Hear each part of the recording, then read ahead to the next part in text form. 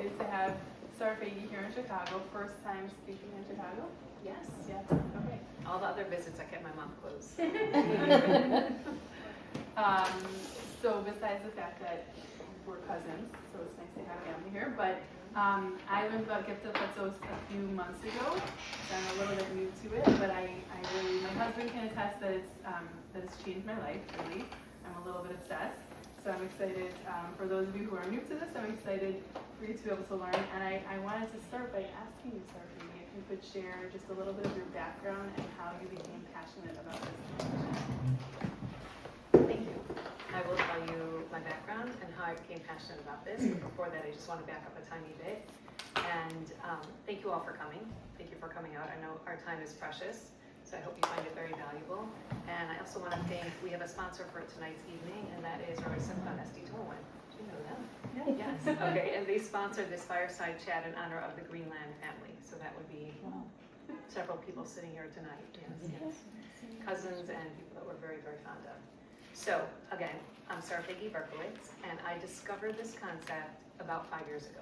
So I was working at Beth Jacob in Atlanta, and we were getting ready for the Worldwide Shabbos Project. You're all familiar with that?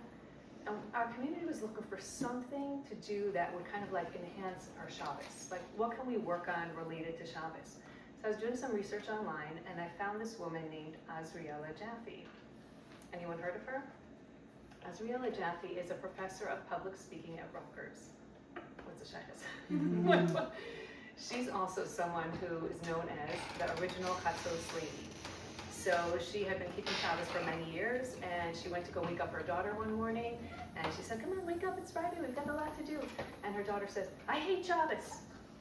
She was like, "What?" And she's a Balas Shuva, very proud of Balas Shuva. She talks about it openly, and she said to her daughter, "No, you don't." You know, like she says, like a good mother, validated her right away. So she did a little bit of thinking about this conversation, and what she realized is her daughter hated Fridays. What's there not to love about Shabbos? Good food, beautiful clothing, you spend time with family.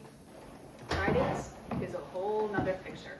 So what does it take to get to Shabbos? What does the lead into Shabbos look like? And it was disastrous. So I found Azriela's website. I read about this concept of Chatzos Shabbos that Azriela herself had discovered, and started teaching it to other people, and it was like a magnet. It pulled me in right away. I took it on in my own home, but that wasn't enough. So we started an initiative in Atlanta. I had like a little cute email list, a little cute WhatsApp group with maybe like 15 to 20 people on each, and we encourage each other, and it was very beautiful. So that's how this all started. And incidentally, I mentioned to my mother, "Mommy, I discovered this really, really cool concept of Chatzos Shabbos." And my mother works for Microsoft. She's always worked 9 to 5. We did not have Chatzos Shabbos in my house. So she said, my mother was always ready by Chatzos.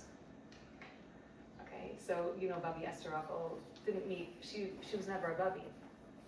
She passed away at 40. She wasn't zochet to meet any of her sons-in-laws or daughters-in-law or any of her grandchildren. But this is a concept that she was extremely makbid on. When the kids came home from school on Friday, she was ready for Shabbos. She was sitting and drinking a cup of coffee. She would take them to the YMCA. They would go swimming, take their Shabbos showers at the YMCA to save on water, and come home ready for Shabbos. So that was a thing. And to hear that my grandmother, who I never met, held this concept dear to her, like this is something that she practiced, was just so beautiful for me to hear. So if I wasn't passionate before that, then I knew, like, okay, this is my thing, you know, and I'm going to keep running with it. Yeah. So can you explain, just in simple terms, what is Chatzos Shabbos? Okay, so first let's start with Chatzos. We're familiar with the concept of Chatzos, maybe from Seder, finishing up Chumash by Chatzos. Most of us think of it as Chatzos Halayla, like midnight. It's not really midnight. It's kind of like halachic, mathematical calculation. What's the mid-time in the middle of the evening? So there's also a midday. Friday at Chatzos, there's a Kabbalistic concept that the Kedusha of Shabbos starts coming into the home. I have not found sources for this, so please, if anyone finds, share it, because I've been asked this many times.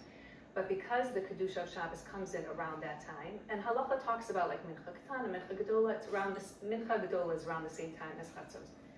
So it's a time for people to start winding down other activities, and winding down like all the hustle and bustle preparing for Shabbos, and getting into the mindset of, okay, we're ready to greet the Queen. So what is that gonna look like? That's what we'll talk about. But that's what Chatzos Shabbos is. So you're kind of keeping in mind that this midday time is when things should start to shift in a different direction. So then we can talk about how do you get there? How do you get to that place? And it means pushing things back and starting earlier so that at that time you can experience that shift. It doesn't matter if you're at the office at that time or if you're at home. It doesn't matter where you are. It's a time mindset. Let's move on. Okay, so I was going to Excited ask to get you, into it. yeah, I think you're starting to get there, but what are some of the misconceptions that people have about Chatzos? Okay, so biggest misconception is, oh, I work, this is not for me. Well, if you work out of the house, anyone who's in the house is working, anyone who's out of the house is working. If you work out of the house, you probably can benefit from this even more. And just to frame it, I'm not gonna say there's two types because there's 7 million types, or however many million people there are in the world. But on the spectrum, you have people who feel like they're drowning before Shabbos. And please be vulnerable and open and share this with me. But let's say the spectrum goes from you feel like you're drowning before Shabbos to like, you've got this, you're doing a nice even stroke and you're gonna get there. So drowning is down here. You've kind of got this is up here. So just like with a wave of hands, like where are you on that spectrum? Not looking. On the floor? So are you, you're gonna dig a hole? Yeah, so some people feel like they're drowning in the lead into Shabbos, and some people feel like they got it.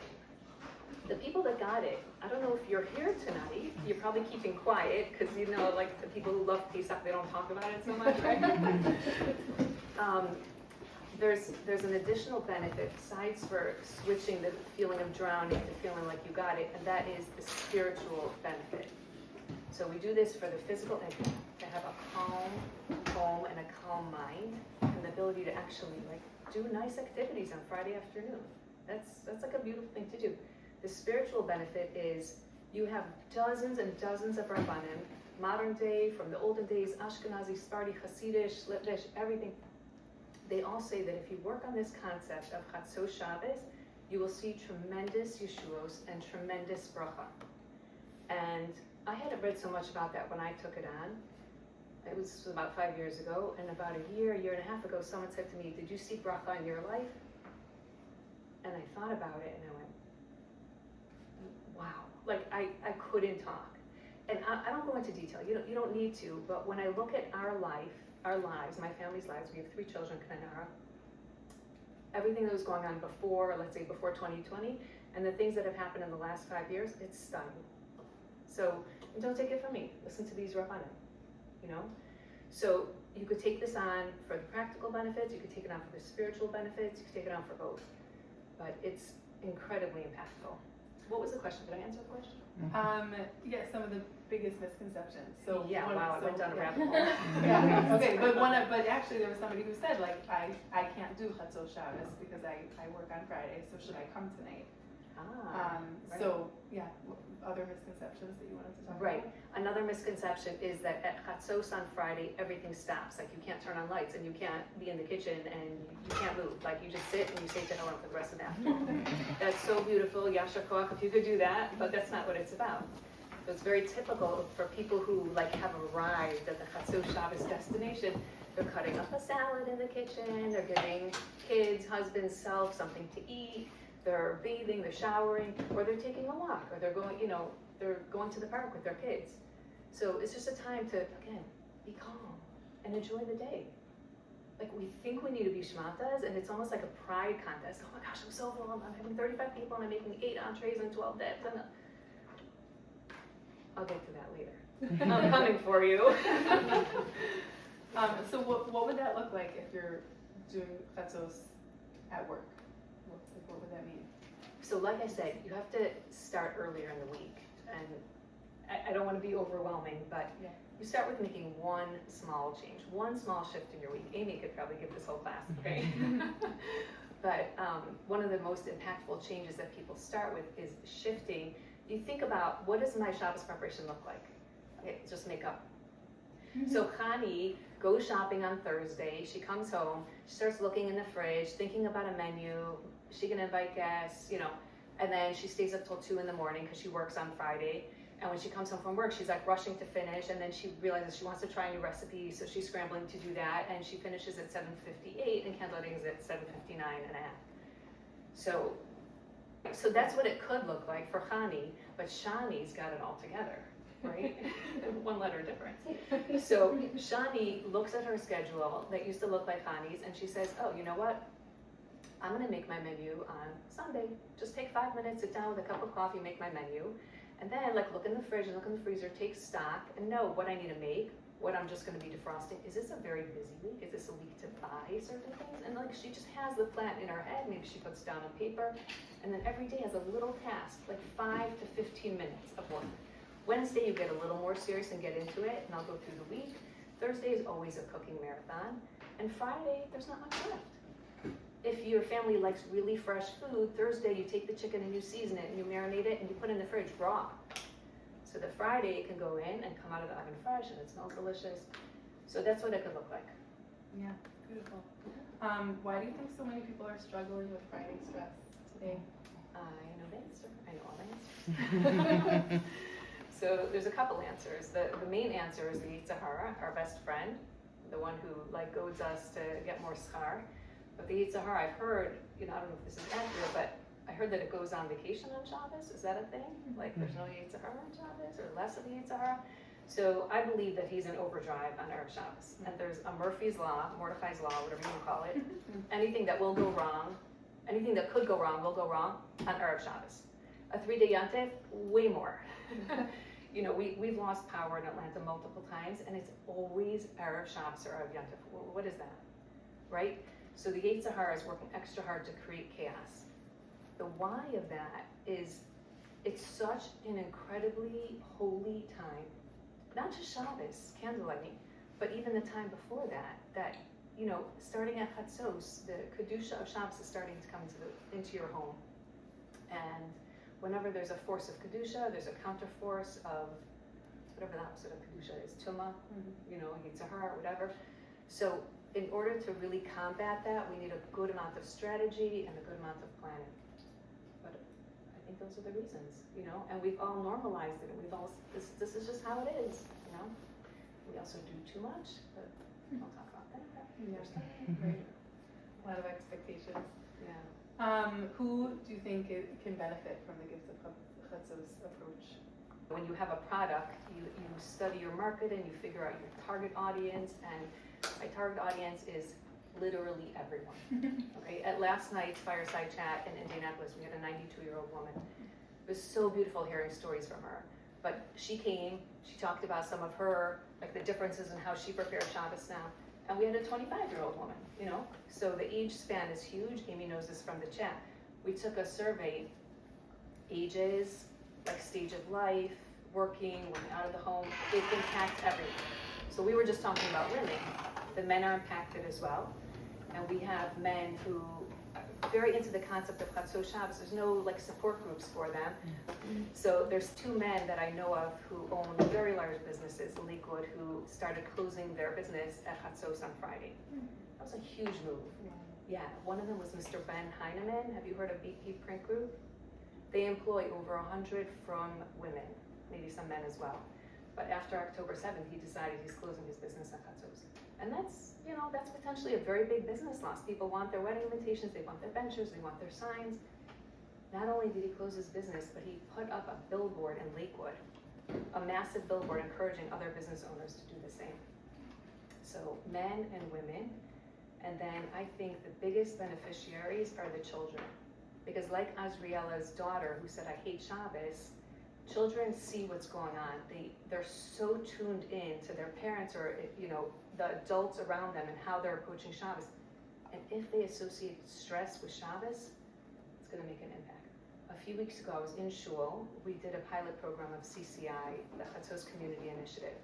And all of the resources were spread out on the table. There was a beautifully set Shabbos table for a visual. There was a sign explaining the program. And 2 different women in their 60s or 70s came over to me. They both had tears in their eyes and said similar wording like, I wish I had this program when my kids were younger.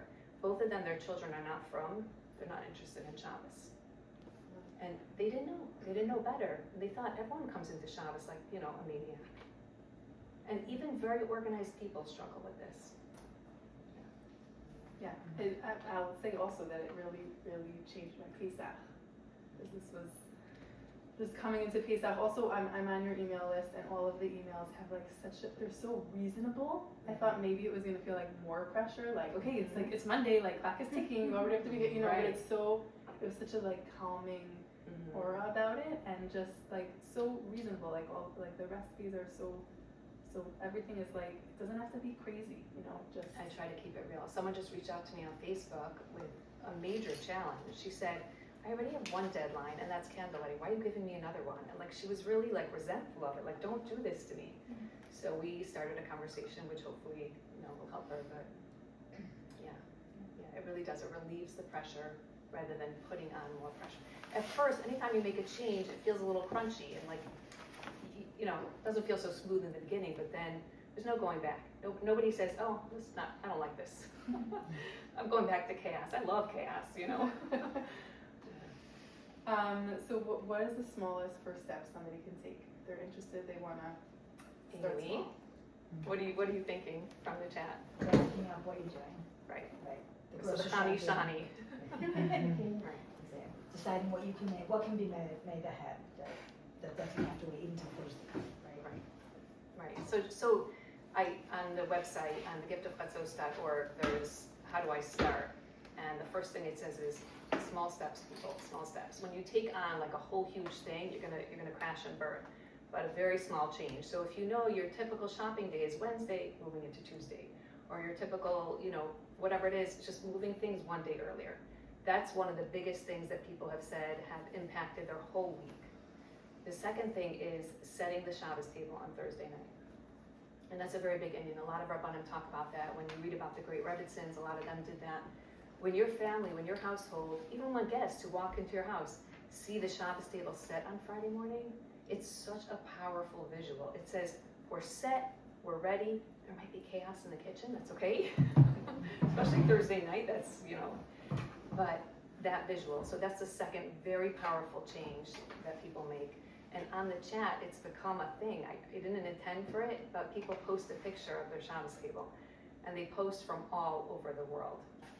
We have America, we have Toronto, we have Israel, we have Zurich, South Africa, Australia, we have a woman in Subotica, Serbia. Like, I thought she was a spammer when she joined, because I was like, no, Subotica's nuts, not a thing. There are no Jews in Subotica. It's what? There are Jews. And this wonderful Jewish woman sets a beautiful Shabbos table. So, What's it called, Sabatica? So it's Like called Shabbos. Subotica. Sabatica. Yes. And her name is another name for Shabbos. Right, So the whole thing was crazy. Yeah. Yeah. Subotica. We've touched on this a little bit, but are there certain tools or habits that you think can help people?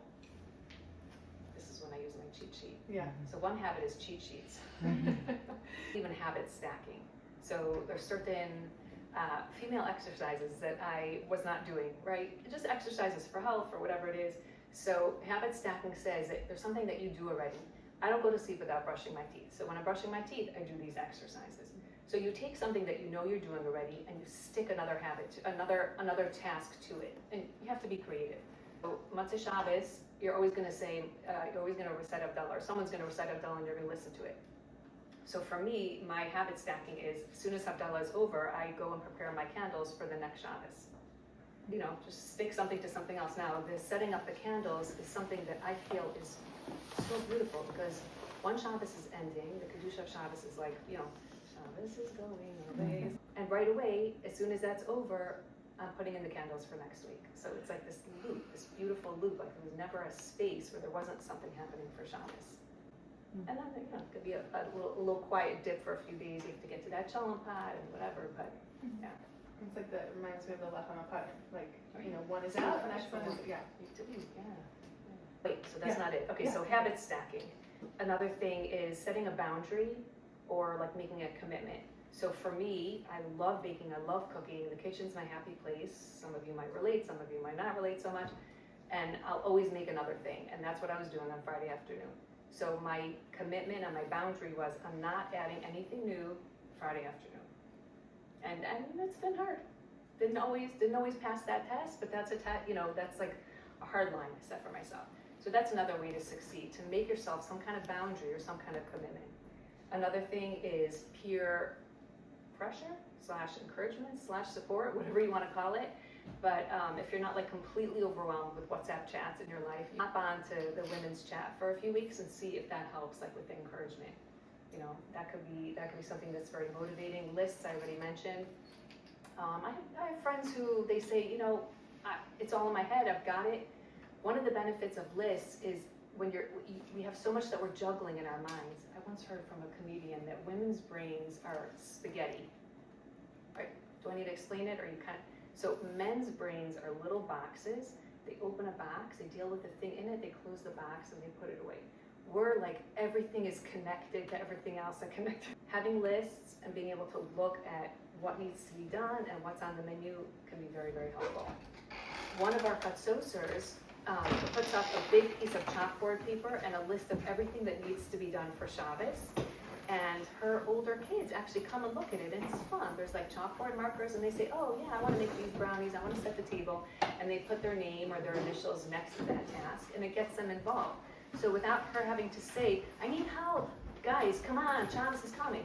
It's just like this casual thing. The list is there. You know, maybe they talk about it in the beginning of the week. What do you want to do on the list? What's fun for you? And that's very helpful. Yeah. One more trick. Yeah. There's a concept called the 4 Ds. So when you're overwhelmed, there's you're here, it's Thursday, it's Friday, and there literally is too much to do. Look at that list and apply one of these 4. Do, no negotiation, has to be done. Delegate, it has to be done, but you don't have to do it. So someone else can do it. And that could be asking someone to do it, or it could be outsourcing, like buying your challah or whatever. Defer means it gets pushed off until after Shabbos. Delete, bye-bye. Does not need to be done that 7th dip or whatever it is. So the 4D list is very helpful.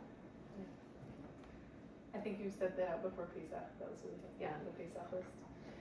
And I review from year to year, so a little tiny secret.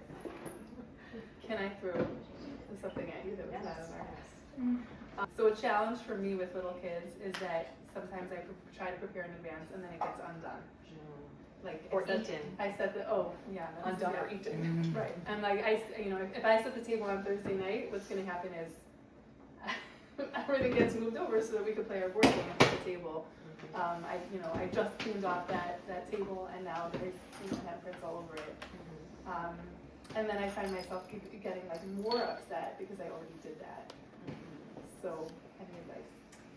There's a couple things I'm thinking. One is that the person who did the work is the one that has the ownership and is going to care about if it gets ruined or not. So maybe you not setting the table, maybe one of them setting the table, and that means they get to be creative with the napkins, they get to choose whatever kind of decor you have, they get to choose which side the fork and knife and spoon go on. Don't comment. So that's one idea. You have to know your customers, you have to know your people. Another idea is, if that board game is a big part of your family spending time together, you say to yourself, you know what? Having the visual of the Shabbos table is so nice, but having family game night is taking priority. So you keep your pile of dishes and your pile of cutlery stacked up in a little corner, and it's gonna get set when they're done with game night. It might be very late Thursday night, it might be Friday morning. But, we lay out rules for ourselves and then we can adjust them because this is not halacha. With Shabbos halacha, there's no adjusting. That's a different type of Judaism. That's not what we do. But Chatzos Shabbos is not halacha. It's a minhag. It's something that's going to bring you great bracha. But there's flexibility. That's the beauty of it. So those are 2 ideas. Anyone else have ideas? Throw them out. We just had someone on the See me chat. after. Yeah. Privately or have a I don't word put for the silverware kids. out. I don't put the silverware out because it inevitably gets ruined. The one. I don't So you put just put the silverware. plates, tarnished glasses. plates. And it'll a pile down through the middle, Mhm. usually. I don't know how this happened, but someone posted on the chat that her almost 3-year-old used to rip apart the table. Do you remember this, Amy? Used to destroy the table, and now this same, he's still almost 3, I guess it's been a minute, but he sets the table. And he reminds his mommy that it needs to be done. So I still have to ask this woman, how did you make that shift? Who made that shift? How did that happen? But there's that buy-in. He's the big man on campus who's setting the table. He's not wrecking it. He's gonna be the bodyguard and keep everyone away from it. Can you just take one more minute to talk about keeping it like reasonable, and how do we, Yes. how do expectations factor in? Yes. Okay. So, without pointing fingers at any magazines or any social media, I'm not looking at anyone or looking at anything, but the standards have gone insane. Okay, and sure, we like beautiful things, and kosher food doesn't have to just be like greasy potato cookles. So it's very nice that we have gourmet kosher food. But we've taken that and we think that luxury is now normal. And then when you want to impress, you're like, you don't even know what to do. So this whole idea of serving multiple entrees, I'm sorry I keep picking on dips, but they're just so much fun to pick on. Just lower the bar, people. Just lower the bar. You're not doing anyone any favors gastronomically, financially. You know, you can make a beautiful Shabbos spread without killing yourself or without breaking the bank. And yeah, so last night we were talking about Mishpacha magazine. So someone was sketching about how they put like, you know, Martha Stewart worthy dishes on every page, and is that helping anyone? So I argued in their favor. First of all, yes, that as from people we want to sometimes make something special. You're not supposed to do the whole. If you have plenty of time and plenty of money, whatever, fine, go for it, and you enjoy it, that's great, and it doesn't stress you out, but be real. Be real about that. The idea is just to get inspired and once in a while do something special, and take a look at the articles. The articles are very deep and meaningful. Right after I took this on, literally within weeks, I got a phone call from Hani Naiman. I was writing for Mishpacha for many years before this, like 10, 15 years. And she said, I have a great column for you I want you to do. It's called A Taste of Shabbos. I want you to interview Rebbitzins around the world and ask them how their mother or grandmother prepared Shabbos. I was like, what? Like, the timing couldn't have been better, and I would have paid her to do this article and to have access to these Rebbitzins. I spoke to Rebbitzin Levine here in Chicago. It was like an amazing conversation. I learned so much from those Rebbitzins, and that's what Mishpacha is about. So yes, they're going to put beautiful food pictures on there, but we all know that we need the spiritual side, and we need to keep it real, and that's not what it's about. So if you read about these Rebbitzins, they weren't doing gourmet food, and nobody complained. People loved going to their house, and they loved their food. So, you know, you don't have to go all the way back to the simple European meals, but, you know, just keep it a little more real. Especially Pesach, you're not supposed to be a shmata. Do you have any stories? I'll make that my last question. Any stories that you want to share from Chatzos? We had someone post recently that about a year ago she lost her job and she started working for herself, but it wasn't going so well. And so she started listening to Ashir about being ready early for Shabbos. And for some reason that didn't do it for her. It just kind of like dropped off after a while. So when the Shir dropped off, she was looking for something else, and she saw someone posting on some neighborhood chat about the gift of Chatzos. So she said, okay, she wanted to try again. So she joined the gift of Chatzos, and she became really into it. Like, she posts a lot. She got really into the concept. She started making small changes in her life. And she did this right away. And she says, like, within a couple weeks, she was at a friend's house. At the Shabbos table, they had a discussion about some new community, and that led to some kind of business deal. And this is 6 months later. She and her husband just, I guess without getting into detail, they just yielded the benefits of this business deal, and it was phenomenal, like beyond their wildest dreams. So she didn't spell it out, but in her mind, she's saying, you know what? I started working on Chatzos Shabbos, and this is what I saw. I'm very hesitant to share these bracha stories. Like, I don't know why. It makes me a little nervous, you know. Like, I'm not promising anyone the world. You're gonna experience a change that is a gift in and of itself. We just had someone post. She said it's Friday, something like this. It's Friday afternoon, and my kids are playing in the backyard, and the sprinkler, bugs, popsicles, the whole 9 yards. And mommy and Tati are out there with them, just chilling and having fun. Thank you so much for this gift of Chatzos. So we have comments like that all the time, and they're not like these huge earth-shattering, you know, big shidduch, big parnasa stories. They're just these little wins that are so beautiful. One other little related story. So part of the gift of Chatzos is an initiative that just runs in Atlanta right now. It's called the Shabbos Meal Shachim.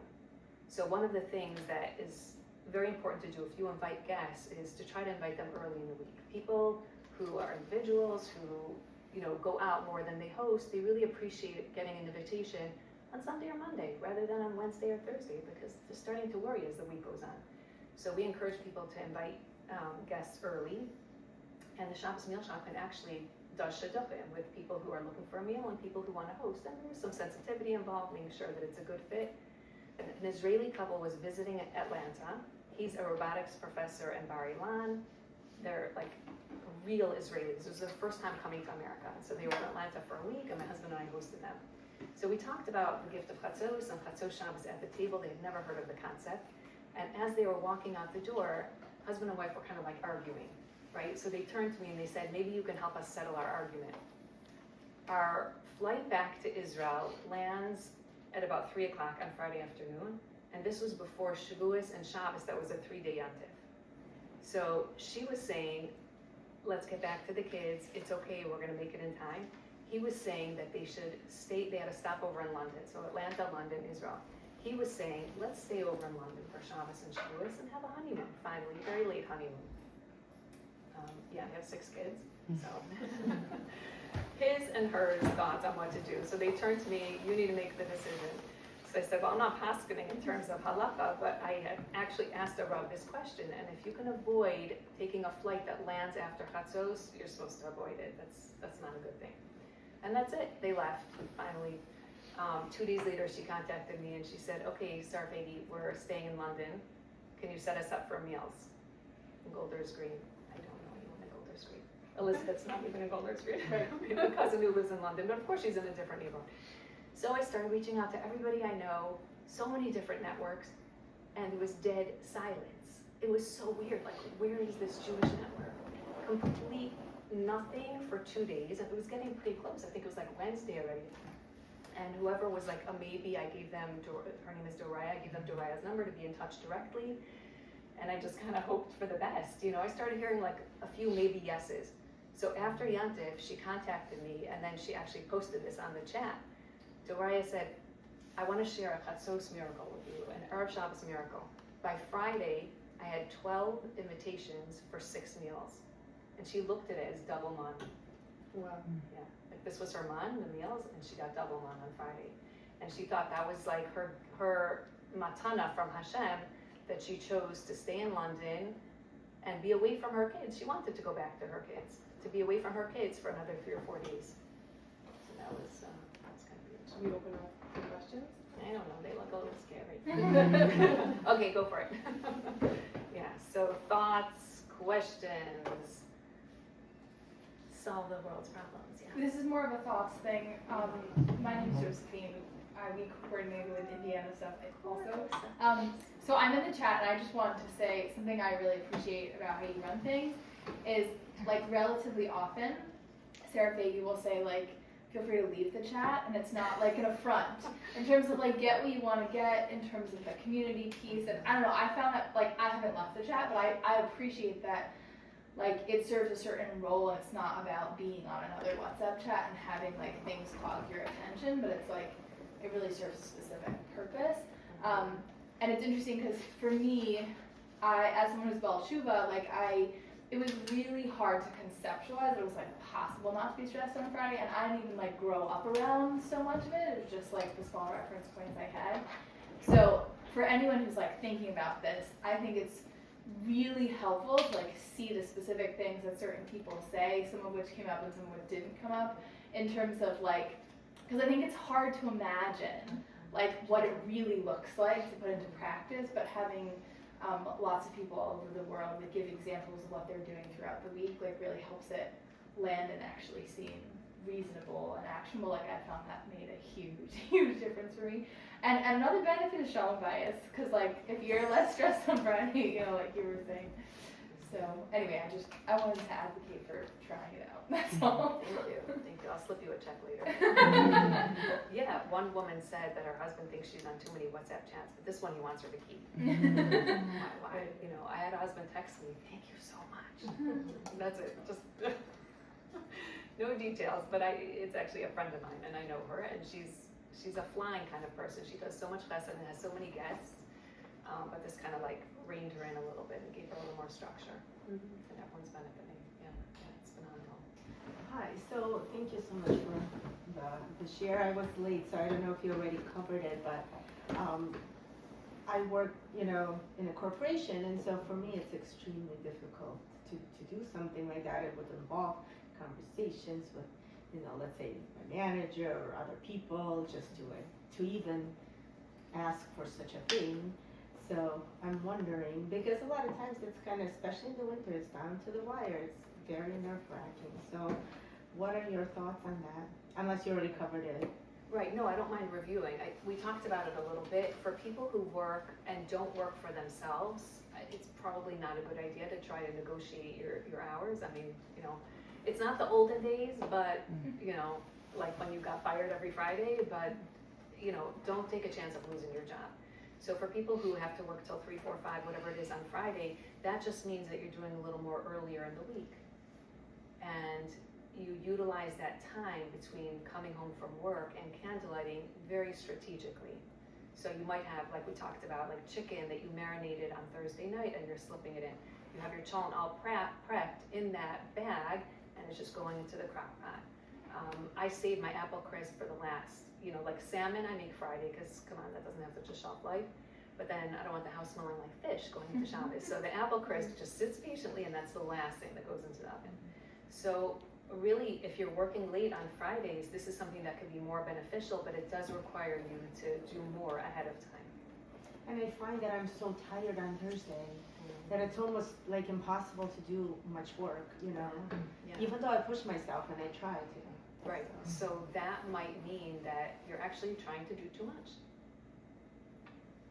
Yeah, so I don't know what your Shabbos meals look like, and I'm not picking on you, but sometimes you can't create more time, and you need to scale back. So if you typically make 6 things for the meal, so you're making 5.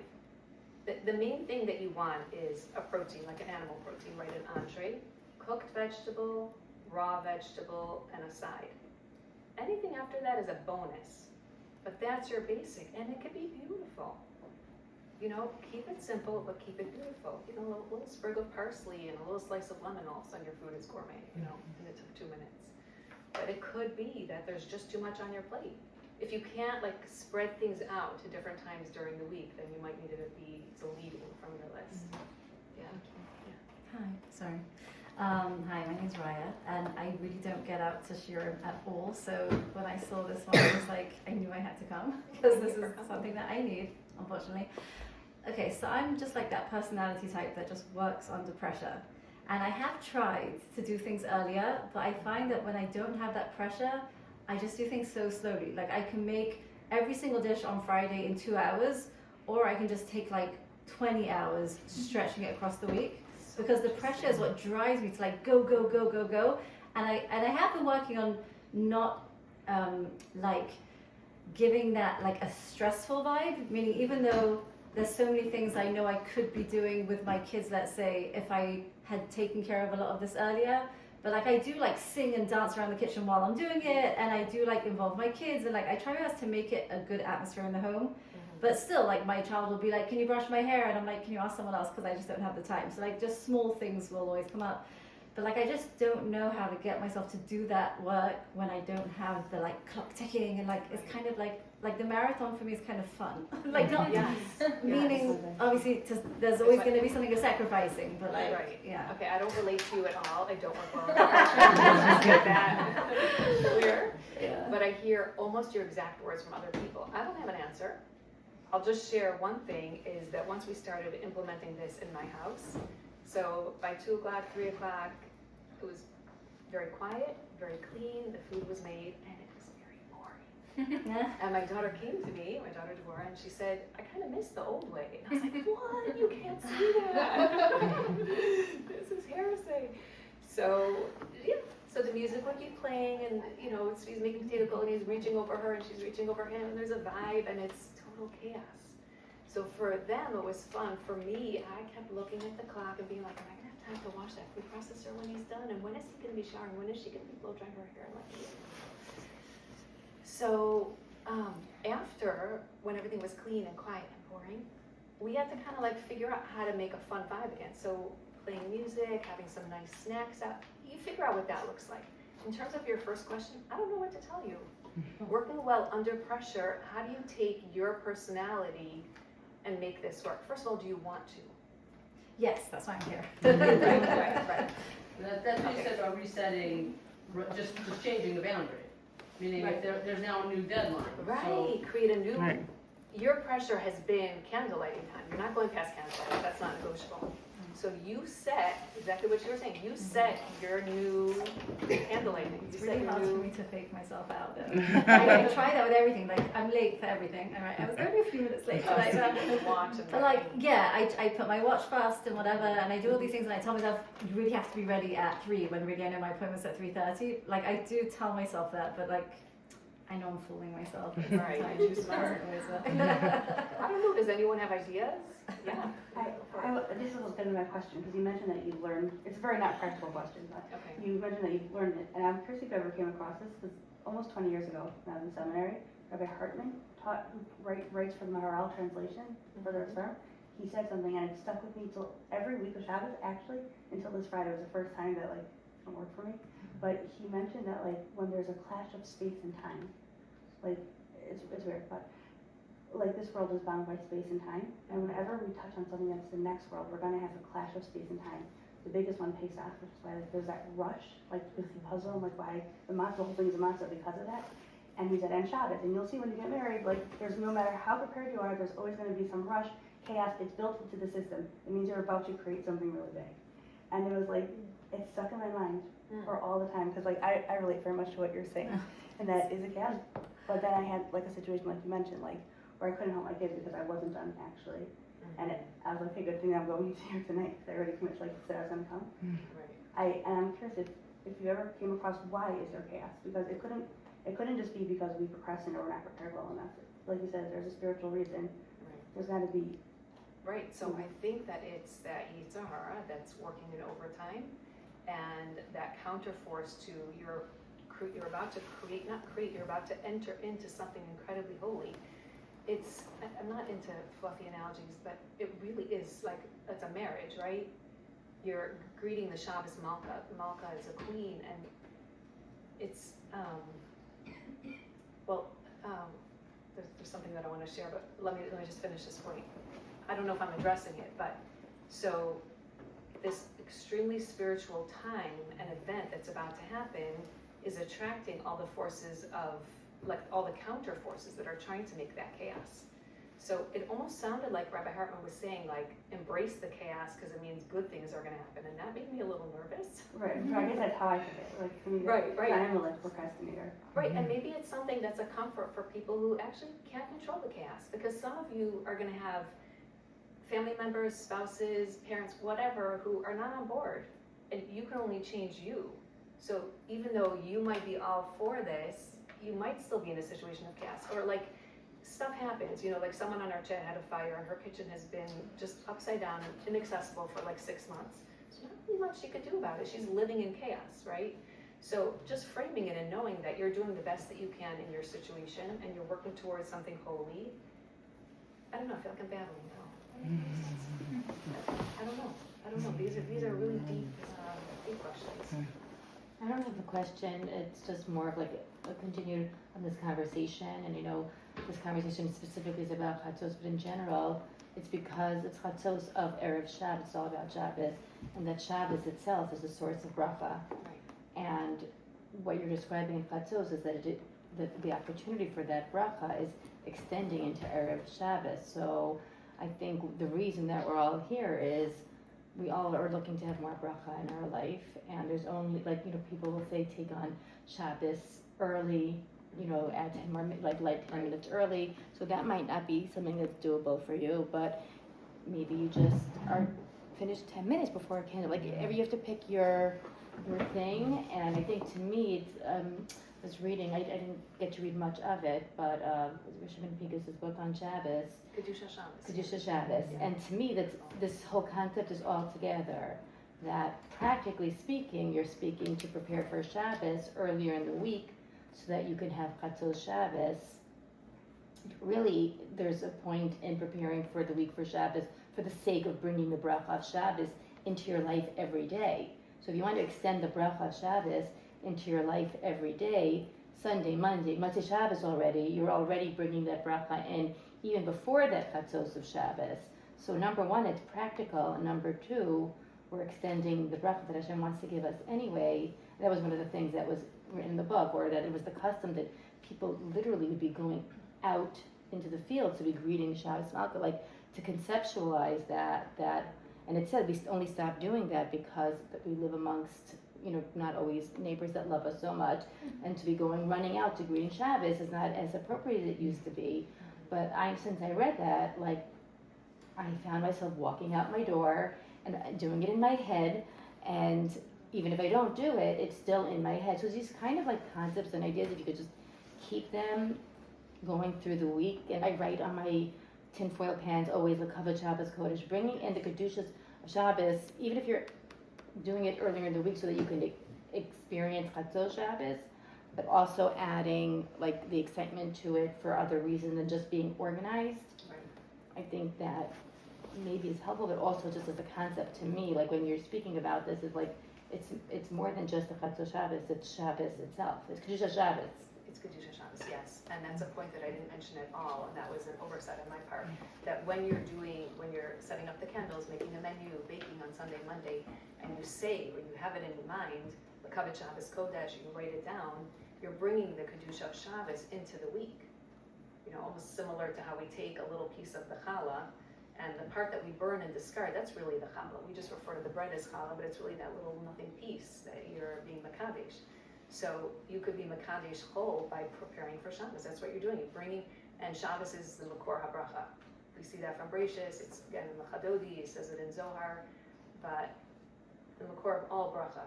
So anything that you do for Shabbos, and especially if you're doing something for Shabbos every day, that's a level. And it's like a long struggle. I've been doing this for 5 years, and sometimes I'll go on Monday or Tuesday or whatever and forget to do something for Shabbos. I have a question. So to piggyback off something Elisa said earlier, like there's a little bit of like wherever you go, there you are. Like I find that if my kids come home and the house is neat and then they dump their backpacks, like if the house is like still gonna be straightened up, it's like whatever, I'll put the backpacks away. But there's a certain like, don't put your backpacks there. Don't. Well, why are you putting your shoes? Why are you putting them in the fridge? Can you please put your cereal away? Like that when everything is ready, it's a little bit heightened versus like, okay, whatever, I didn't straighten the kitchen anyway. Oh, interesting. So I'm seeing it in a few different ways. So if everything's done and you don't have a lot to do, then cleaning up after them, if you have to clean up after them, is not as overwhelming. Yeah, you'll notice it more because everything was spotless, but maybe it doesn't stress you out as much. Meaning if I haven't straightened up the kitchen yet, one more bowl doesn't bother me. If the sink is empty, so help the person who drops in that one bowl. And so Is that a reason not to clean up until 4 o'clock on Friday? So no, I mean typically I do because my kids actually don't have early dismissal on Friday. So it's like so they're coming home late. right, they're coming home and everything's ready. Right. But I find that the more things are ready, the more anxious I am about them existing in the house. Yeah. And they're not even little. Like Just they tie them up on the couch and give them bananas. And they're not like crazy messy. They're doing normal things. They're putting their backpack down. Like they're not doing anything crazy. But and yeah. That's where the wine and steak comes in. Yeah, keep them out. Yeah, a lot of people do that. I have some moms that, first of all, sit down and look over their projects and look over their Parsha sheets, and like super moms. It's so wonderful, and they're enjoying it. They're enjoying spending time with their kids. They're enjoying Shabbos preparation again. But just lost my train of thought. But to leave the house. Leaving the house is one tactic, but like the kid comes home hungry and he wants cereal, so practically speaking, you could sit down, maybe, again, know your customers and have a conversation with them. Just talk to them straight. One of our children is a child whisperer. Like, she is just the most amazing person with kids. And I've watched her in action, and it's because she treats them like adults. She talks to them like adults, and you could do this with a 2, 3, 4-year-old. See what happens. It's not gonna work for all of them, but sit them down and say, Mommy wants to, third person, I don't know, whatever floats your boat, but Mommy wants to keep things clean in the house. Do you think Friday afternoon you could be my partner in this? Have a conversation with them. Yeah, someone else had a question. Yeah. So I found as I've gotten older, I'm so impressed with these young people coming out, because as I've gotten older, I finally learned tricks of things that could be done ahead of time. Like someone who's a perfectionist who wants everything fresh, wants everything. So there was so much I was doing on Friday, and as the years have gone on, I find one more thing that could have been done ahead of time, and no nobody knows the difference, nobody cares. Like grilling onions, like ahead of time and freezing them in the freezer, and then you can make fresh onion dip every Friday, like without any work. So there's so many things that 20 years ago I was breading my schnitzel, before frying it. Where like now, like I bread it and freeze it, and then just bake it Erev Shabbos. So there's so many things like that. I don't know if there's. So we need to have a conversation because I just did a poll of the Chatzosers on the chat, and really for the sake of emails, but the biggest thing people want is hacks and tips. Like, and I this wasn't is coming surprised. from someone who used to like only hand grate potato pickles, 25 years ago. That's all Like, so about I've come a now. long way, but like there's I can so attest to many it, your food is things. amazing. Yeah, please But, like, share. There's so many hacks that like in retrospect, like I wish I would have known that. This Pesach, I was out of town the week before Pesach, and Wow. so I had to do so much ahead of time, and I told all my kids, the food's not going to be as good this year, like this is what we're doing. And everyone was just saying like, well, we can taste the difference. And so for how many years I've been sitting and doing things last minute, but like it's just so different now. And did you come into Seder a little more relaxed because you didn't have an insane week before that? I would say the same. I generally don't, because I got grandchildren, so I don't do anything Erev Pesach at all. Oh, wow. But like I said, all these things that really could have been done so much earlier. It was the first year I've ever cooked chicken and frozen it, like already cooked, Yeah. and no one noticed the difference. I am kind of a bit of a foodie. I've done a lot of recipe development and stuff like that, and for a few reasons I had to order some food for Pesach, which was very painful for me. But I ordered from a young girl in Atlanta who cooks, and so one of the things I ordered was pargio, and she gave them to me frozen, and I was like, you can't freeze chicken unless it's in sauce. Is this in sauce? And she was like, no, but you could freeze pargio. She's 18. I am not 18. Guess what? You can freeze pargio not in sauce, and they taste perfect because they're just, they're richer to begin with. You don't do that with white chicken, but with dark chicken, yeah. So with saucy chicken, I got this Basia's cookbook for Pesach. Yeah, and I've there heard were of all these Basia's recipes that she kitchen. said to cook like ahead of time, and they were saucy, and they were fabulous. Yeah. So we need to talk. Yeah. All right, any other questions? Well, if someone's like at the bottom on the floor and Yeah, they're like they're insane drowning. psycho mother like up until the last hour, and now they want to change, what are the first practical things besides make the menu early, invite the guests early, but like what are the practical, like what do I keep in my mind? Okay. Like There's a lot to offer, and I don't Where want do to I be start? overwhelmed. Where do I start? Okay, so first of all, keep in mind the website has a lot of different ideas and resources and the rabbinic sources that I mentioned. So giftofchatzos.org. You can join the chat. You'll learn a lot from joining the chat. And as Josephine said, I do say this regularly, but get what you want and then exit stage left. I'm fine if people stick around. My original idea was that it would be a small, intimate group. It's not. It's 350 women, but. I once I complimented my Zadie's compost pile. Wow, Zadie, you have such a big compost pile. And he looked at me gruffly and he goes, it's not supposed to be big, it's supposed to be small. So the idea with compost is that it gets all nutritious and tiny. Anyway, so giftofchatzos.org, there's a page called How Do I Start? So every day there are a few suggested tasks, and it's not going to be the same for everyone, but here's what the week could look like. Motzei Shabbos after Abdallah, you set up the candles. Enjoy Malava Malka. If you have the energy, do your cleanup from Shabbos. But as you're doing your cleanup from Shabbos, it's L'Kavod Shabbos Kodesh. It's not just grunge work. You're preparing for the next Shabbos. You're bringing Kedusha into your house. It's L'Kavod Shabbos. You're getting ready. Sunday could be a baking and freezing day.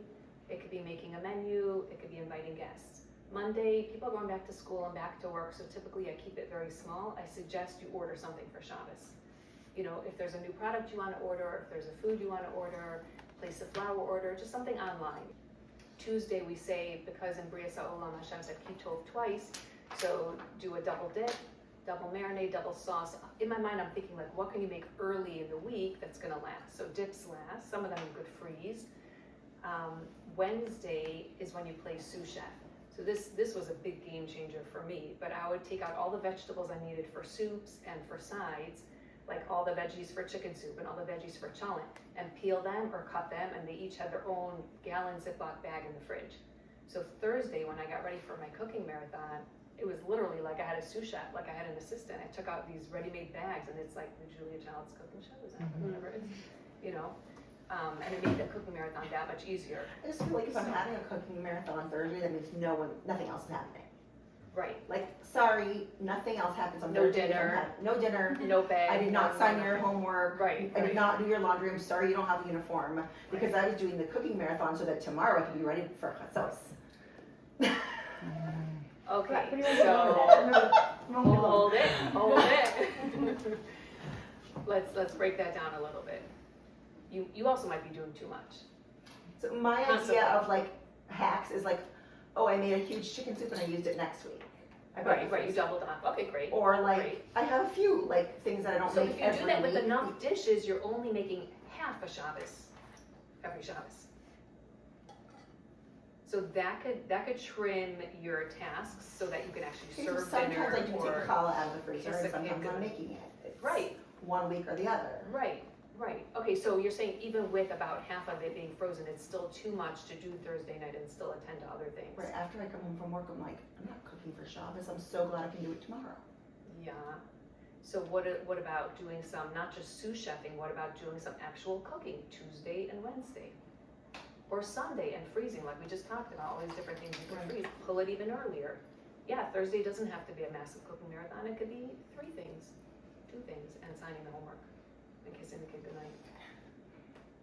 And dinner could be pizza. Just saying. Let's Whole wheat abolish with a homework. What's what? Let's abolish homework. Yeah, who's giving homework? Homework should be cooking for Shabbos. Homework. Schoolwork is done in school. It should be. Any principals or teachers here? Yes, there shouldn't be homework here. Thank you so much. Yes. Thank you for being here. Thank you. Thank you. Thank you for coming. Thank you for engaging. As you could tell, I'm super, super passionate about this. It's a game changer. How the WhatsApp group, how do we get on? So the link is at giftofchatzos.org. Another 10 days in a